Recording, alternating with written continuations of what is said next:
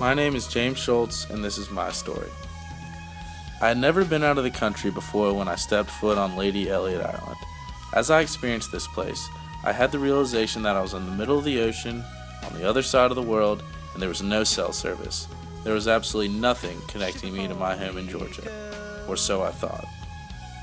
The first time I went snorkeling, I thought of something, or more so felt something, that I hadn't felt since I left home. I felt connected. Even though I was in Australia, I was snorkeling in the same body of water that meets the coastline of Georgia. Yeah, there's the Pacific, the Atlantic, etc., but the way I see it, it's all the same water, moving wherever it pleases.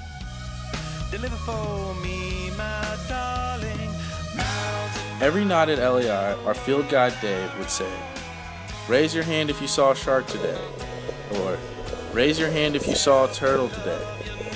I could always raise my hand, except when he asked, "Raise your hand if you saw a ray today." I was constantly told how LEI was a breeding ground for rays, and how special it was to see these magnificent creatures, but it wasn't happening for me. On the final day, our plane was scheduled to leave at 12 o'clock. I asked Dave if we had enough time to go snorkeling. He thought this was a great idea. So Dave, my friend Carbo, and I literally ran for the coast. We got in, and wow, what an array of marine life. It just never got old. Suddenly Dave tells us to follow him. I could hear laughter through his snorkel. I started to laugh as well. Quiver for me, girl.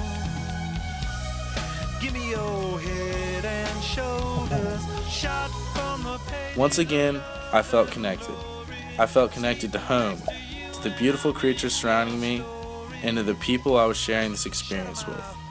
I never felt like that before. So aware of the tiny details that make an experience so special.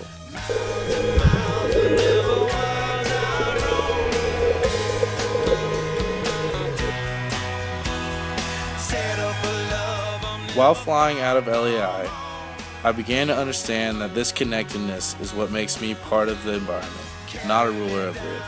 These beautiful animals, flapping their wings like birds of the ocean, seem so mighty. Though they seem mighty, we learned how our human actions have hurt the ray population. Actions that have made the luxuries of my life possible. Previously, I would have viewed any improvement in the comforts of my life as progress.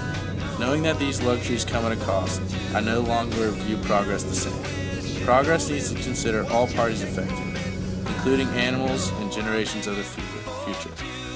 Progress is not easily captured, but I can confidently say that my change in worldview surely is progress.